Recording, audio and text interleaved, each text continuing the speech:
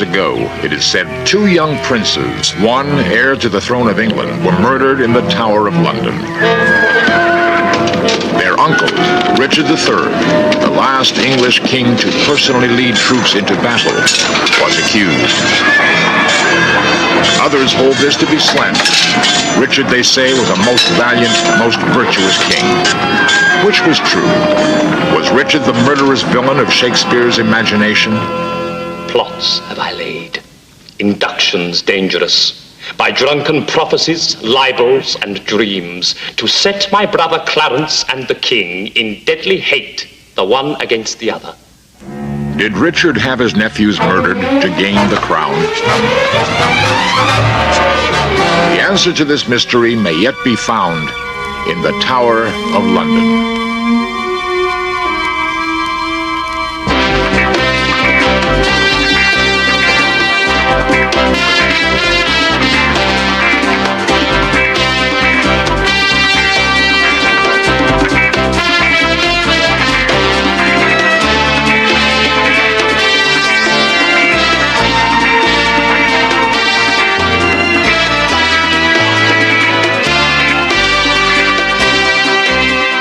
This series presents information based in part on theory and conjecture.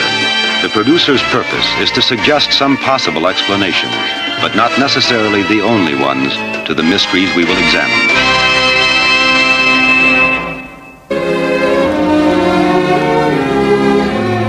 Beside the Thames River flowing through the city of London stand the grim stone walls of the Tower of London.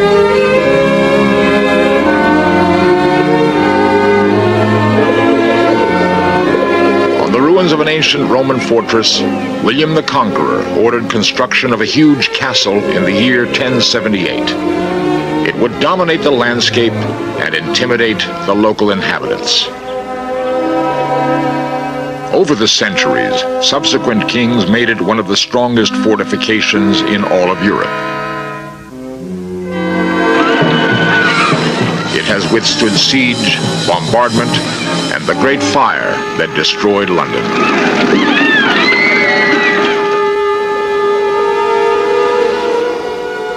For 900 years it has served as a fortress, a royal palace, a dreaded prison, and a treasury for the crown jewels. The Crown of England, the pinnacle of power. It cost the lives of many ambitious noblemen. The quest of it dimmed honor and loyalty. Richard III was accused of such an obsession. His adversary, Henry Tudor, burned with the same desire. Peter Hammond, Tower historian. I think what most people know about the Tower is the time when it was a state prison, a place where important political prisoners were kept. There were many famous people in the Tower, and most of them came to unfortunate ends, beheaded or disappearing mysteriously. Prisoners were often brought to the Tower by riverboat. The fate of many to have their heads impaled on the spikes of Tower Bridge. Few who arrived here ever left. Stairways led to secret passages and torture chambers deep within the walls, where terrible screams were often heard. Beneath these stones, the earth was once soaked with the blood of queens. Anne Boleyn, Catherine Howard, wives of Henry VIII. Sir Walter Raleigh wrote his history of the world during his 12-year imprisonment here, before he too was beheaded. One sad tale is that of Lady Jane Grey. Guiltless herself, but a victim of her family's ambition. She was executed after being queen for just 9 days.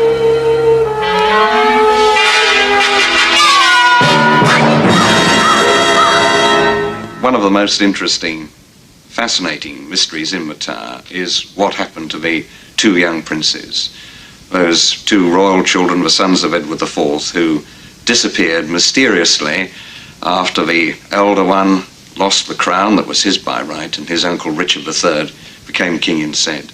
What we know about it is not very much. We know that the princes were in the Tower after their uncle Richard became king. We know that they were last seen in the Tower. We know that a couple of hundred years later, the bones of two young children were found, who may or may not have been the princes. In writing, we have stories about rumors of the princes having died, but nothing more than that. There is only one recorded fact concerning the young princes entered into the records of the day, that they were last seen in June 1483, playing at bows and arrows in the Tower yard.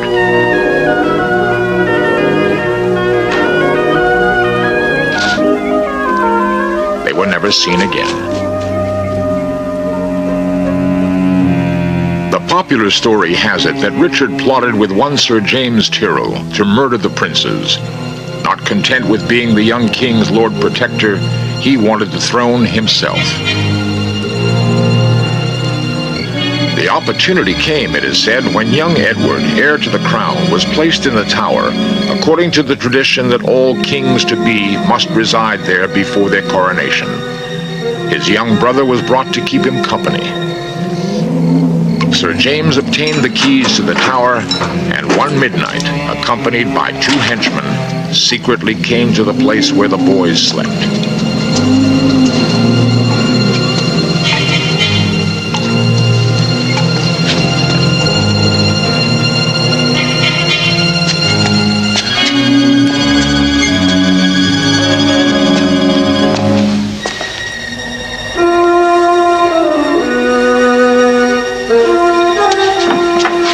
As Tyrrell kept watch at the door, the accomplices entered the chamber.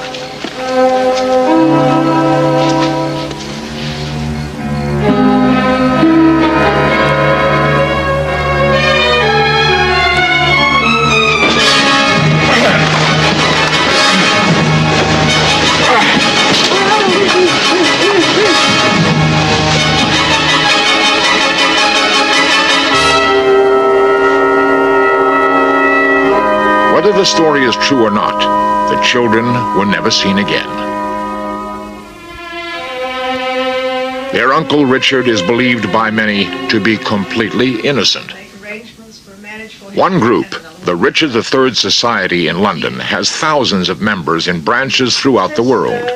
Their spokesman is Jeremy Potter. Richard III is probably the most maligned character in history. He reigned only for 2 years as King of England, and he's been dead for nearly 500. His reputation has been blackened by the myths that were put out by the Tudors, who took the throne from him. He was the last of the Plantagenet kings. He was the rightful King of England. He was a good king.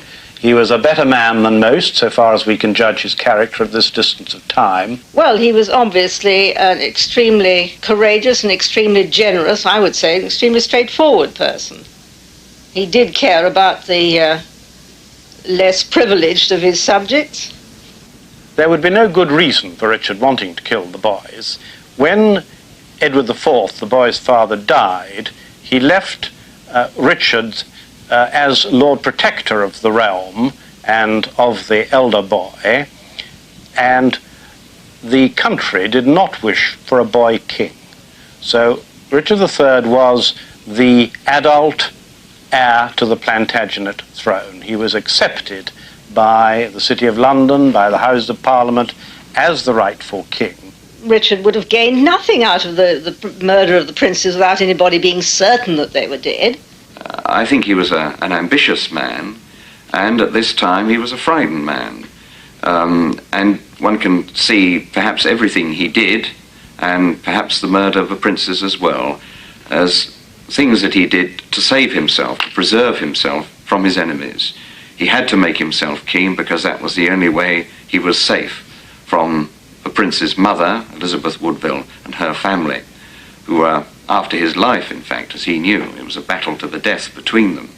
And once the princes were in the Tower, it wasn't safe even to leave them alive because their names could be used by any rebels or conspirators against Richard, as indeed was to happen. So, to preserve himself, I think he had them done away with.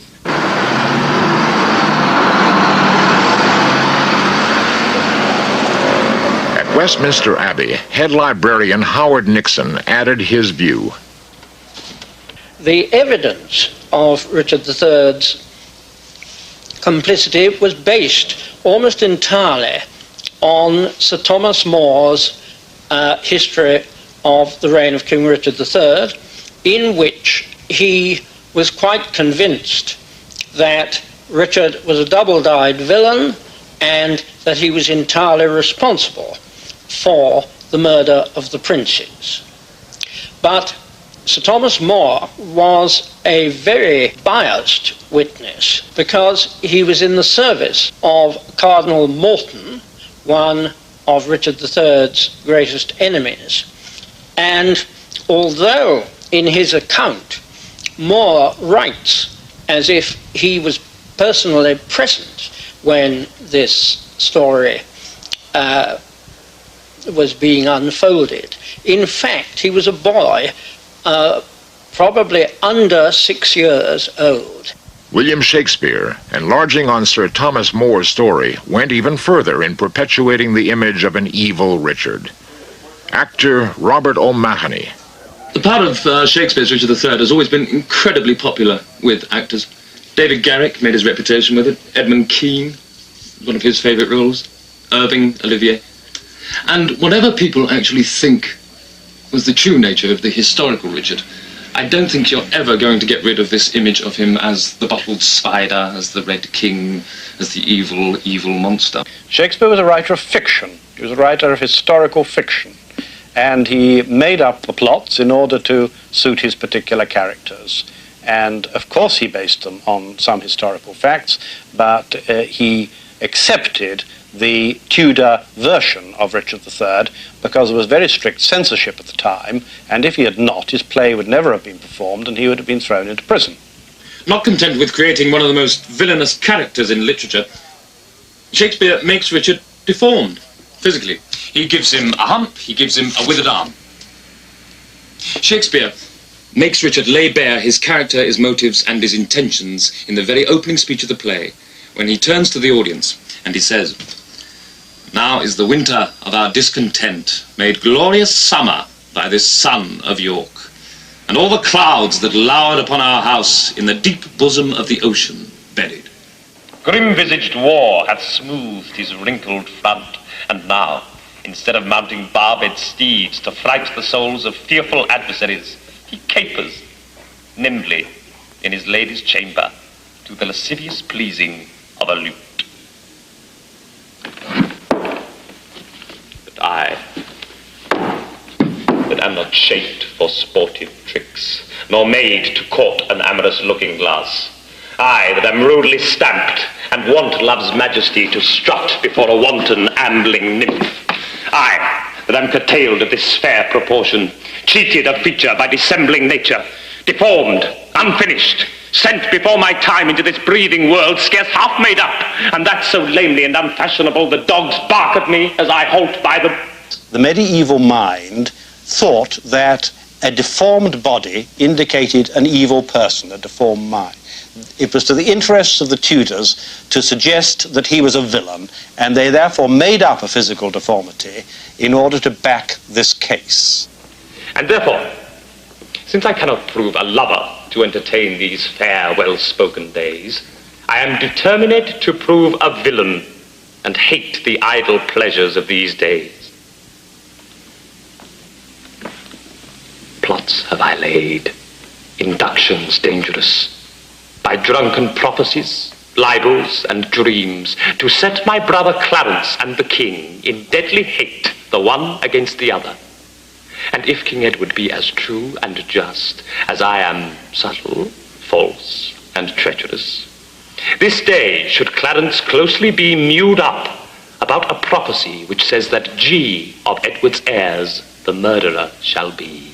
This was entirely invented after his death. And also the story about the withered arm. Well, now, how on earth could a man with a withered arm ride a horse and wield a battle axe? Barely 2 years after gaining the crown, Richard was forced to fight to keep it. Henry Tudor, exiled in France, landed on English soil and raised an army to lay claim to the English throne. Richard's forces met the Tudors in the field at Bosworth. At a critical moment, Richard, famous strategist in battle, the fighting lord of the North, made his decision. He spurred his horse and charged headlong into the midst of his enemies.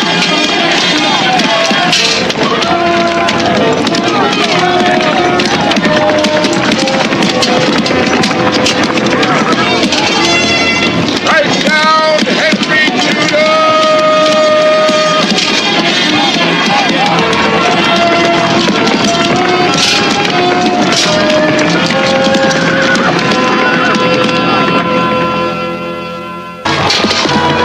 At the Battle of Bosworth, to save his crown, Richard III thundered into the midst of his enemies, seeking to bring down his adversary, Henry Tudor. But one of Richard's closest allies, Lord Stanley, defecting at the last moment, intercepted Richard within sight of his goal.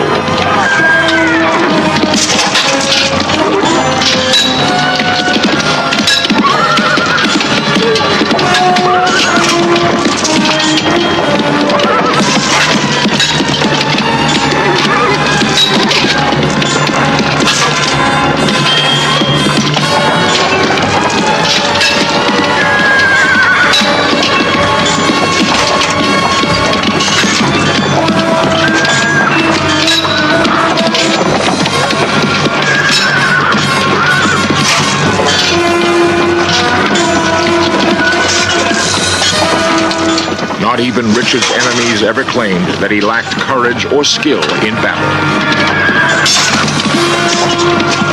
But treachery within his own ranks brought him down.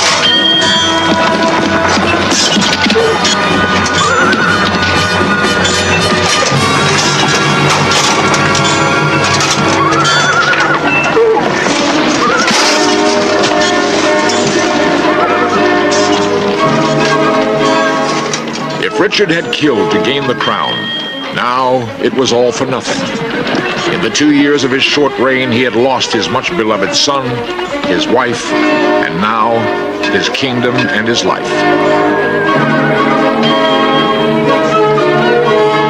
His last cry was treason.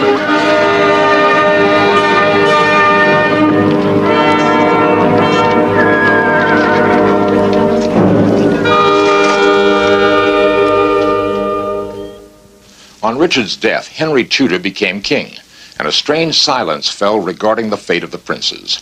20 years later, Henry ordered the execution of Sir James Tyrrell for treason. Afterwards, he even waited a further 2 months, then suddenly said that Tyrrell had confessed to the murder of the princes at Richard's command. Although there's no evidence of such a confession, it became the source for the stories of Richard's guilt. But if Richard was not guilty, who was? Henry VII had very good reason to have the princes murdered, because he'd become king by battle, by beating Richard at Bosworth.